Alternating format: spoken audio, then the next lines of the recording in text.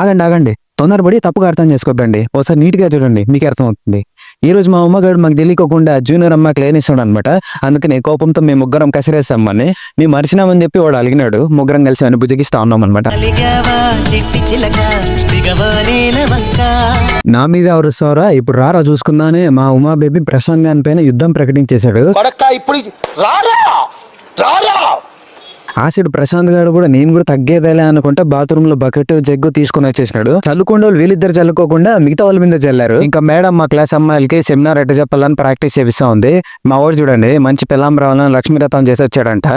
ఇంకా మా వాళ్ళకి ట్రైనింగ్ ఇస్తా ఉంటే మేమిద్దరం ప్రశాంత్ గారు నేను ఇక్కడ పోజ్ కొడతా ఉన్నాం మైక్ తీసుకుని. ఇదంతా అయ్యే పనులు కాదని బయట వాష్రూమ్ కి వచ్చేసి టైం పాస్ చేస్తా ఉన్నాము. ఈవినింగ్ మా వైస్ ప్రిన్సిపల్ తో కలిసి క్రికెట్ ఆడాము. ఈయన ఎనర్జీ చూస్తే మాకే భయం వేస్తా ఉంటది, అంత ఎనర్జెటిక్ గా ఉంటాడు. ఈ బస్సులో వచ్చేసి నా క్రష్ ఉందన్నమాట. ఎవరో తెలుసుకోవాలనుకుంటే 500 likes కంప్లీట్ చేసేయండి.